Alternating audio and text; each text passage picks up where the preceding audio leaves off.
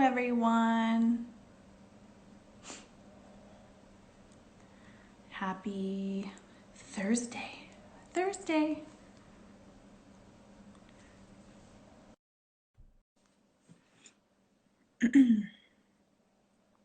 Getting connected.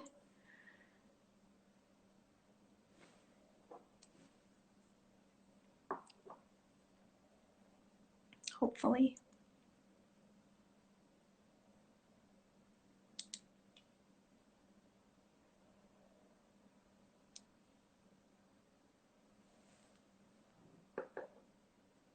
This is why we come on early, to make sure that we can connect.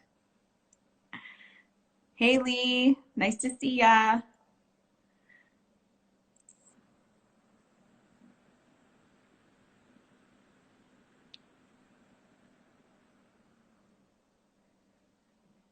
I'm going to, Jeff, if you can hear me, it just says on my end, it just says waiting for you. So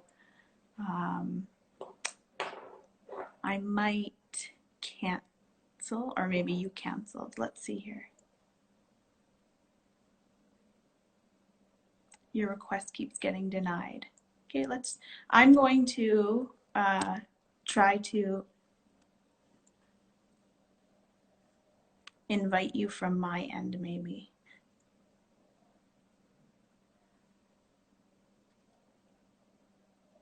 There we go.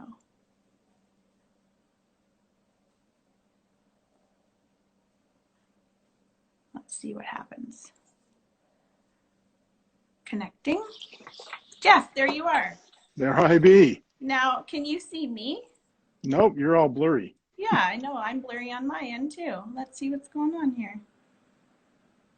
It's always got to be something, you know? Of course. If it was easy, everybody would be doing it. Ah, there you go. That's wow. Me. How are that was you impressive. Today? I'm doing great. Great. How are you? Pretty good, actually. Yeah, pretty good. Yeah, good. It's like everybody else, getting through it. So we're just going to wait a couple of minutes because we have lots of people joining us. I think this is going to be probably one of the hottest topics we've covered so far. So, okay. Yeah, but where are you? Which city are you in? I'm in Toronto. You're in Toronto. Okay. So I live in a small town called Tavistock. By London or? Kind of on the way to London, closer to Stratford. Okay. Yeah. So, yeah, very, very small town. So I drive in. It's just about a half an hour to where our office is in Waterloo. So, yeah. And how's your town doing? Managing okay? Yeah. I mean, I think as a county, like no one here really like talks about how many cases we have, which I guess is a good sign. I think from what I've read, we've had like one, but there's also nothing here. So like in my town, I have a grocery store and a Tim Hortons, and that's literally it. So, you know, you have to kind of, yesterday I was brave enough to tackle Costco. So I was pretty proud about that. But yeah, no, it's risky and kind of scary. You just never know. So yeah, and people around here, it's funny. I think when the government made mention that they're opening up additional businesses and things like that, the traffic in and around the city, all of a sudden it doubled. Where there was absolutely nothing in weeks previous, now all of a sudden there's cars on the road and people are moving about and things like that. So I think that's cause for optimism. I think that's cause that people are starting to think, okay, well, how can we get back to some semblance of normalcy, and how can we do it safely? Exactly. Yeah, like of course everyone wants to return to normal, but we also know that if we do it too fast, months from now we'll just be in the same situation. So definitely. Okay, so I think it's about that time, so we'll get started. So we have lots of people joining us today, and I know we have some people joining us who have maybe never tuned in for my live chats before, and my question is, where have you been? We've been doing this for, oh my gosh, I think I'm going into my 5th week. We've had some great guests. So for those of you who aren't familiar with me, my name is Krista Clark, and I am the mental health and wellness coordinator for an organization called Gallivan Student Health and Wellness. We are based out of Waterloo, Ontario, but we service post-secondary students across Canada. So for me, this has been really interesting because I am very used to hopping on a plane to support students across the country, but of course have not been able to do that. So this is my little way of staying connected to everyone and trying to provide some support during this time. And today with me, I have Jeff Schwartz. And Jeff, I'm going to ask you to introduce yourself and tell our viewers a little bit about you and the organization that you're from. Okay, thank you, Krista. And first off, I'm happy to be here. I'm the father of a student that actually just finished third year, so I can empathize and understand some of the things that not only she's going through, but some of her friends as well. But a little bit more about me. I started Consolidated Credit Counseling Services of Canada just over 15 years ago, and we became one of the largest nonprofit credit counseling agencies in the country. So we're helping Canadians from coast to coast to coast. Now, personally, I was born and raised in Canada and mostly in and around the Toronto area. I did my undergrad schooling at Western, not too far from you. I'm married and the father of 3 kids. Now, I've been involved with nonprofits my entire life, usually on the fundraising and operational side. And I'm a self-proclaimed kind of numbers geek. I love following the numbers and seeing what we can do to help to increase them, which leads me to my next thing is, and really, I just love helping people get to somewhere better than they are right now. Right. And that's kind of what we're doing with respect to Consolidated as well. Right. Yeah, I mean, I think it's no secret that under normal circumstances, one of the greatest financial stressors for Canadians is finances. I mean, it doesn't matter if we're a student, it doesn't matter what stage of life we're in, we worry about money. And for us who focus on mental health, you know, I recognize that it's one of the leading stressors because I myself have stressed about it. So now we add on this new dynamic of a pandemic and people, you know, being laid off without work, people wanting to work but can't, not being able to, for our students now, not being sure if they're going to be able to find summer employment, again, not because they don't want to, but because things aren't open to work at.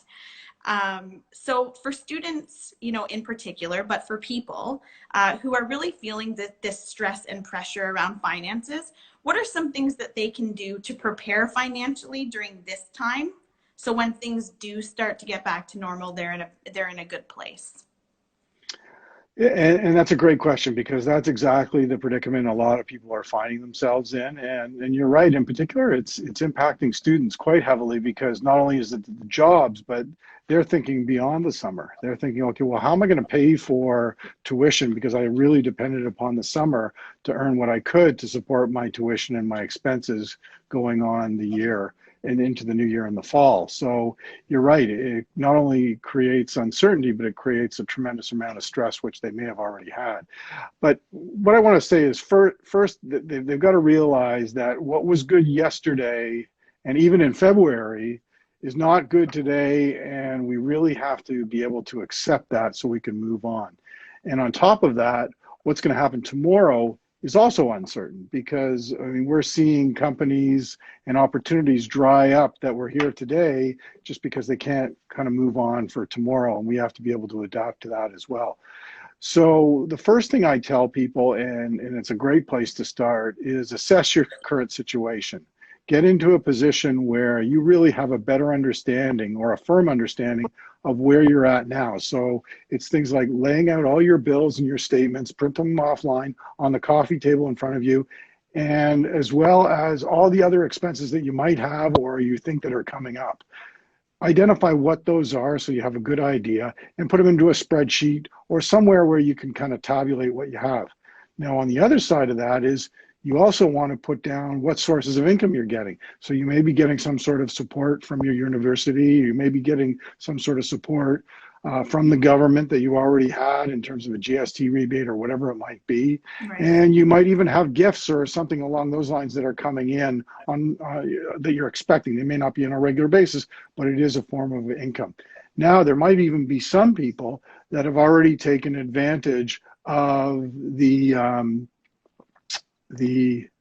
the CERB and the benefits that are coming back. I mean, and I'll go into a little bit more about that later because my daughter kind of took advantage of one of those things, and I was astounded how easy it was to apply and how quickly she received funding. So these are some of the things that we're going to want to talk about, and everybody's going to want to learn about as best they possibly can. And we want to kind of calculate and tabulate what that looks like for us as well. Some of these things are going to run out. So not only are they good now, but there's going to be a lifespan associated with them. And as a result, we have to kind of figure that into our calculations. The next thing, and this was a bit of a learning curve for me as well, is not only to get informed, but to stay informed. And really, this is a daily exercise. And sometimes it's a twice daily exercise because things are changing so rapidly. I mean, if I rewind probably 3 to 4 weeks, when some of this stuff was just newsworthy, and then all of a sudden it changed overnight. It was absolutely incredible. I mean, I've got to put my hands out to the government. They've done an excellent job at responding when they hear something isn't working right. And I go back to, as an employer, the wage subsidy. And they initially said, okay, well, there's a 10% wage subsidy and it's only good for so many people. And then it seemed like it was only a few days later that they said, no, we're going to up that to a 75% wage subsidy. And then the next step was, not only is it a 75% wage subsidy, it's going to be applicable to seasonal workers, to people on gig type employment, all that sort of stuff. So they really have responded, which has been fantastic because it's brought more people into the fold and it's allowed people to understand what's available for them. So the last point there is really to get informed and to stay informed. And then when you're working and creating that budget that we're talking about, essentially we're trying to identify what your expenses are and potentially what your income is. We want you to work and think about a new budget, because normally in a circumstance like this, or for the last 15 years, I'm talking to people about, okay, what are your fixed expenses? So what is your rent? What are your insurance payment? Maybe it's a bus pass. Maybe it's a mortgage payment in some cases, and even your debt service. Like, what are your fixed payments that you have? Those need to be paid first. Well, that's kind of thrown out the window during these times. So it's like I said, what was good yesterday is not going to be good for today and perhaps even tomorrow. So we really have to take a new look at it. And as soon as we start diving into these things, we're going to feel a little bit more comfortable. It's going to alleviate some of the stress, and we're going to have a better idea, a better plan as to where we might be going with this. Absolutely. I think it's interesting because we all hear for years that, you should build a budget and you should have a certain amount of money put aside in an emergency situation. But that's not always realistic because there are a lot of Canadians out there that live paycheck to paycheck. And so although they would love to do that in a perfect world, it's just not feasible. So you're right. It's kind of almost getting back to basics and, building a budget and seeing where you're at. And like you said, where it's going. You did mention a lot of the government announcements that have been coming out about funding. And a couple of weeks ago now, Prime Minister Trudeau did announce the $9 billion in funding specifically to support post-secondary students in Canada. So can you speak a little bit, and it's great that you have a daughter that might be taking advantage of this because you'll really be able to speak to it. But can you speak a little bit about this funding that was announced and maybe give some advice as to ways students can properly budget this money to really get the most out of it? Yeah, let me talk to it because it's changing so quickly. I mean, I'm gonna really push the students on this call, or I'm gonna really push people to do a lot of the research on their own, because what I give you today may not be valid for tomorrow. Sure. And there may be a whole lot of other opportunities that open up as a result.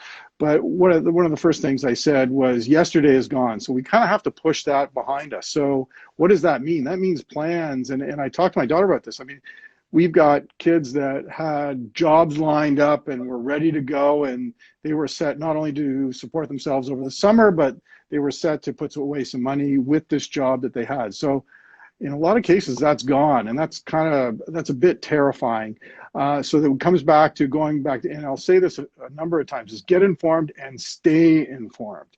So keep searching those things, and it's sometimes as simple as typing kind of student support update or CERB student update in, and look for the Government of Canada site, because they're going to have all sorts of things that are available for you and what might be applicable to you. And it's kind of neat that they've done it in this way, because I've really found it to be easy to kind of navigate through. I'm a guy that takes a government publication, and after the first 2 paragraphs, I'm asleep. And it's not that it's not relevant, it's just that I can't get through all of this stuff. And then all of a sudden, this one is who's eligible? Or sorry, the first question is, who are you? Are you an individual? Are you a business? Are you a student? And you just kind of click along the way, and it guides you right to the point where, before you know it, you're applying. And what information you need is very limited. So these are some great things that the government has done in responding to Canadians to make it easy for them to access this sort of thing.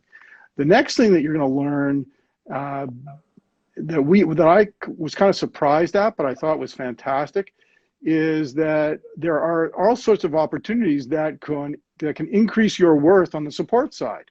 So if you want to help out certain people that are needing additional people during this time, whether it's in food service, whether it's volunteer work, whether it's some sort of support mechanism, they're going to give you more money for that. And I thought that was fantastic. So if you're in a chemical engineering program, or if you're in a food and hospitality management program, or if you're in a neuroscience program, whatever the program is, I challenge the people to kind of listen and think, well, what can I pivot to that is actually what the government's looking for? Where can I pivot to where the opportunities might exist, so that it's a different way of thinking about these things? So it's not just about the programs, but it's about what the economy, what society is looking for from me right now. And quite frankly, I'm young and I'm still in school. I can be malleable. I can adapt to the new reality and try and find these new opportunities, because it's really going to help. So what am I saying here? This is a fantastic opportunity to grow and to learn and to show how resilient you can be in a circumstance like this, because it's only going to benefit you long term. So we talked about kind of where the jobs are needed. And then there's also opportunities where there's assistance without having a job. They're just kind of putting it out there. The government is providing assistance to students to say, okay, listen, we get it. You need to survive. And it's like I watched my daughter, and like within minutes she had applied. She had found the application. She had applied, and then like 3 to 4 days later, she'd gotten her first check from the government. And I said, right. Wow, like that was incredible. I'm not sure that it's that quick with business, but for the students, I think they're moving things along quite rapidly. The one thing that is outside the government that people should understand is there's tremendous amount of scholarships and grants out there for students. And I struggle with the fact that students aren't taking enough advantage of this. At Consolidated, we gave away $6,000 this year for grants and scholarships to students across the country. And, you know, it makes us feel great because they're getting involved. But truth be told, it was just a lot of these people just applied online. They found it through a website. They found it through a Facebook posting, whatever it was. And like they probably only put in kind of student scholarships. And there's hundreds and hundreds of them. And there's organizations like ours that are willing to support people that are going to take the initiative and to move that type of thing forward. Oh, wow. That's great information. So is that something that you do every year? Yes. Yes. Okay. There's a college that we support, Seneca, close by. And they've got a fantastic program for local and international students. And they're doing a great job. And I think as part of a community member, we want to support where we work and the people that we work with. And they're thrilled to have us. And then there was one that was more widespread. And I think someone in the Ottawa area won. They were going into law school next year, and they won that scholarship. So oh, wow. good. That's great. That's so awesome. When you were talking about your daughter applying and how easy it was, and then how quickly the money kind of was in her account. And I've heard that from a couple of people too that have also applied. And of course, that's really positive for the people who need it and the people who qualify for it. But for things like CERB and this student funding that's being announced, is there anything that you would caution people about when they're applying, or things for them to keep in mind when they're going to access this funding?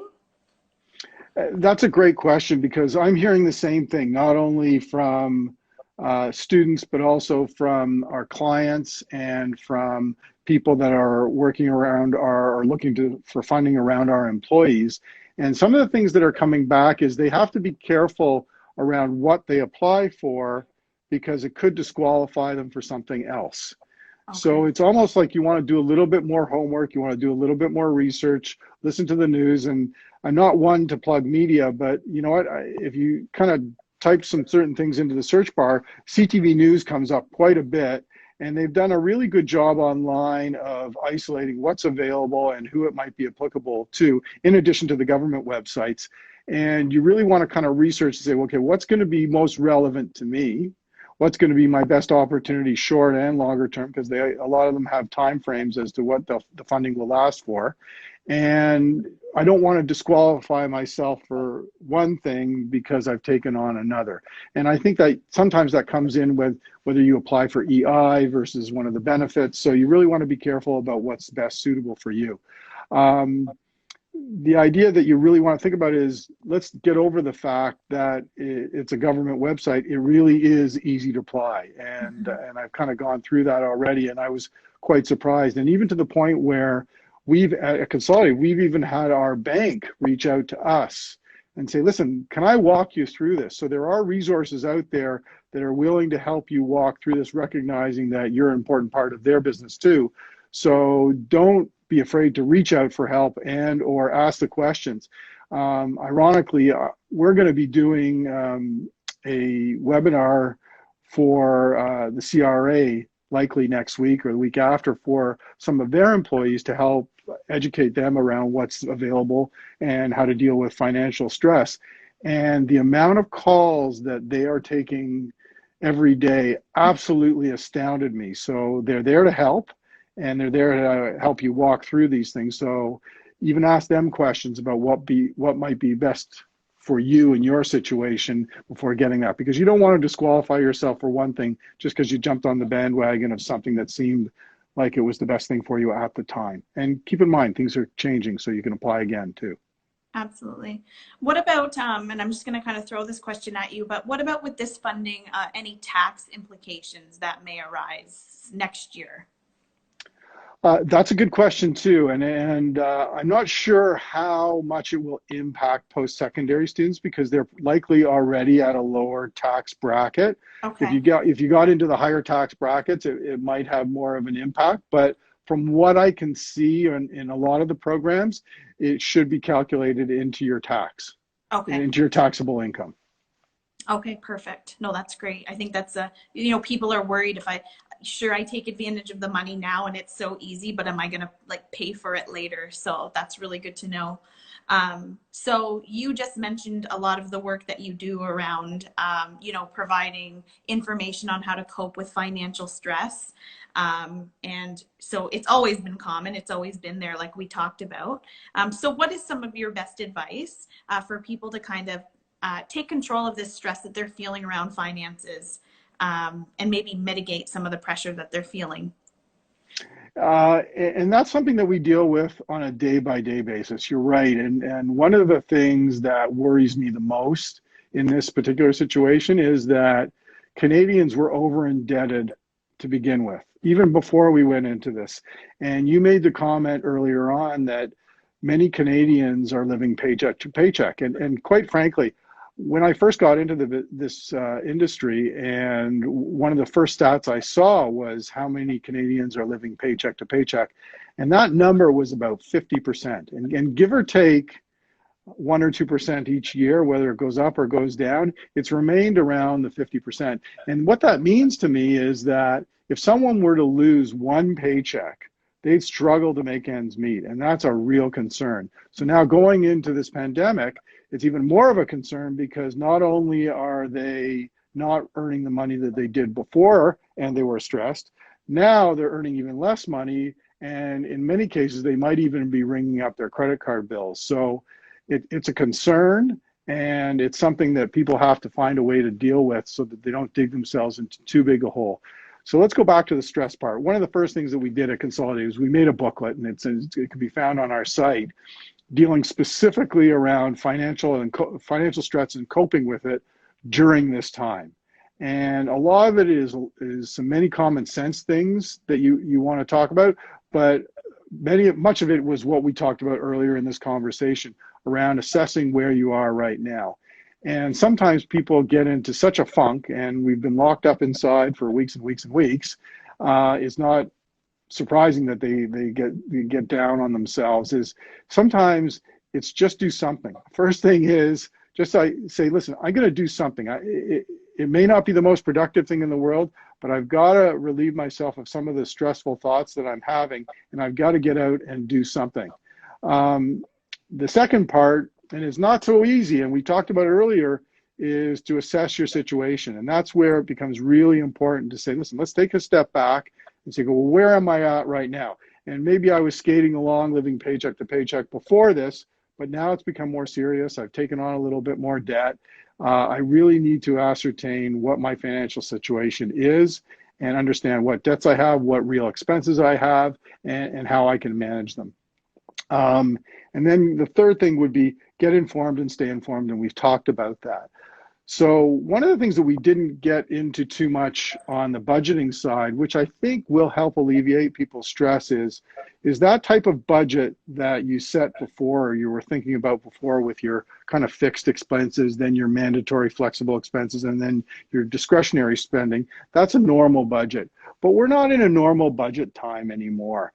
And there's lots of programs and opportunities for people to take a step back and say, okay, I need to manage what I'm doing right now. And first and foremost, that's putting food on the table, making sure I'm safe and healthy.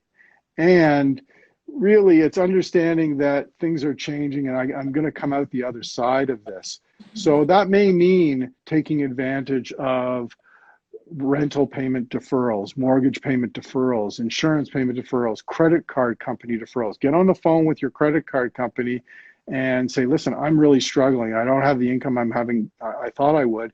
And I got to say that the big 5 banks, big 6 banks have been really good about this.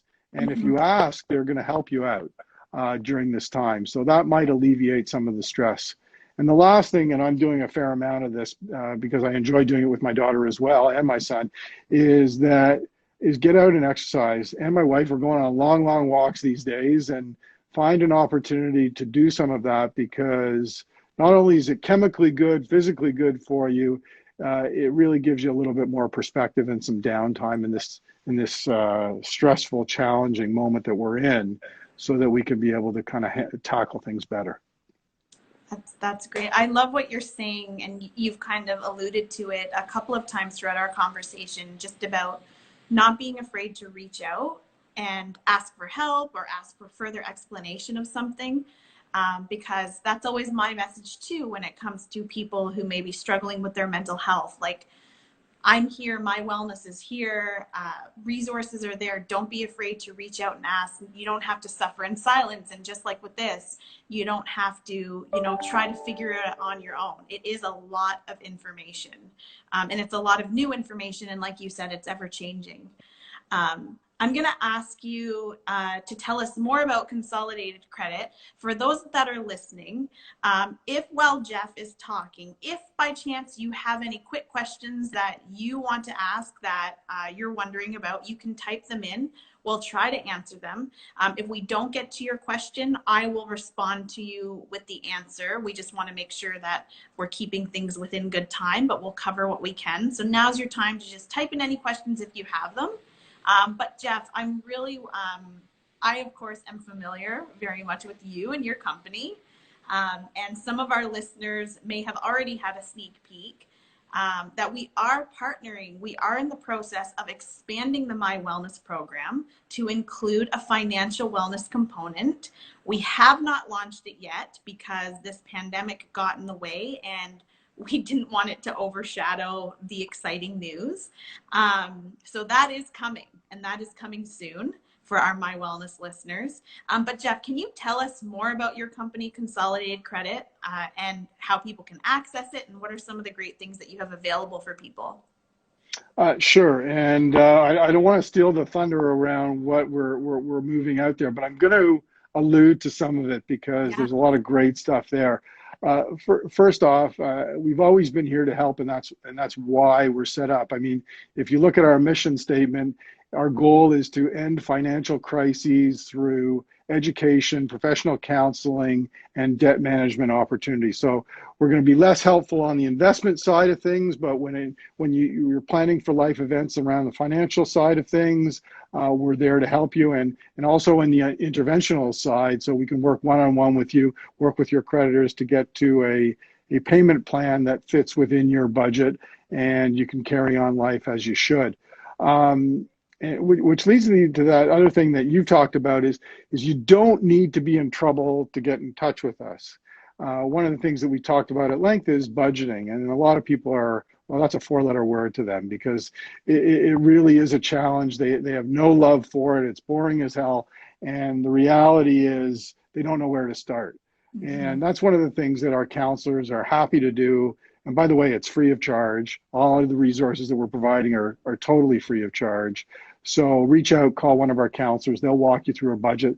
They'll send you a snapshot of it. So that's something that you can look at. And then as part of that conversation, they're likely going to point out areas that you may want to attack a little bit. They say, okay, you're spending a tremendous amount in this area. You might want to cut back on that. And one of the things that you said earlier in the conversation was, people are living paycheck to paycheck. They have no savings. And I got to tell you, that's one of the worst things I can possibly hear, because there is always something, as little as it may be, that someone can do to help create that emergency savings fund. And that's one of the main issues why people keep digging themselves into debt further and further, is because they have these unexpected life expenses and they don't have anything saved. So what's going to happen? They either borrow it for somebody, which they're probably run dry as well, or they're going to take on further debt. So that's going to set them even further back. So it's these budgeting conversations that are particularly valuable during this time so that we can get ahead. Like I said, you don't need to be in trouble to call. We'll walk you through it. Our website is chock full of resources. We've made that more and more interactive, and it's typically based on life events. So whether you're just starting out in university or college, or whether you're getting married, or whether you've been the victim of identity theft, all these resources are available on the site. It's all free of charge. And to that end, we've developed a new platform. We call it Coffee Time. And it's spelled K-O-F-E. And come on, have a coffee with us, and we'll talk about your financial education. And the idea here is that it's really an interactive platform where people can actually go through a basic financial course, a basic personal finance course. There's about 11 or 12 modules. There's quizzes at the end of each module, and then you get a certificate having completed at the end. And it talks a lot about things that people are really interested in. As an example, credit scores. I mean, if you're late and you're going to apply for a car loan, a mortgage, or even on something as simple as an apartment, they're going to check your credit. You want to make sure that that's as clean as it possibly can be. So we help people understand what goes into a credit score, how to rebuild it, and how to maintain it, and how to check it as well. So a lot of different things on that.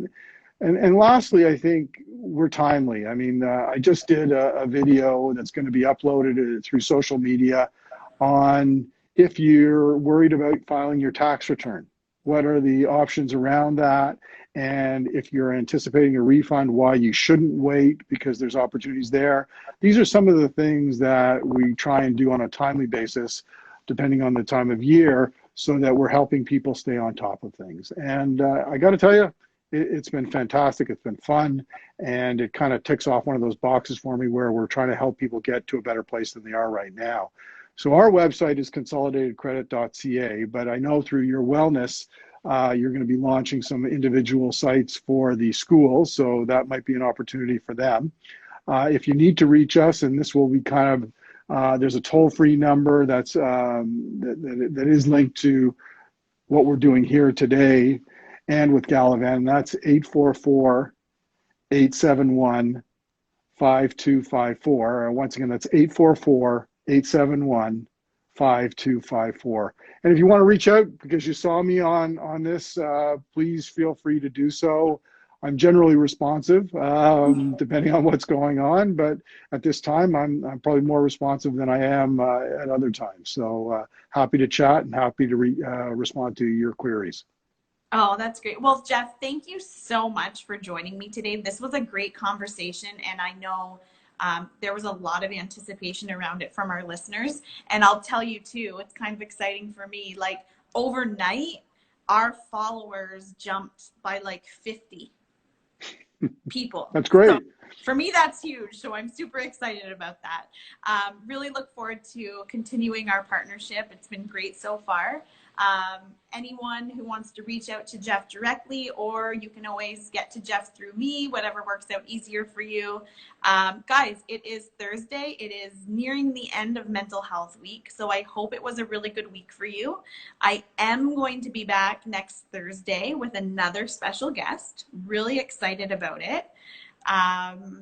And the promos for that will be coming out shortly. We're working on them now. You'll see them before the weekend. And I hope you all have a great weekend. And Jeff, I hope you and your family stay safe and healthy. And I look forward to talking to you soon. You too. Keep well. Okay, thank you. Thanks, everybody. Take care.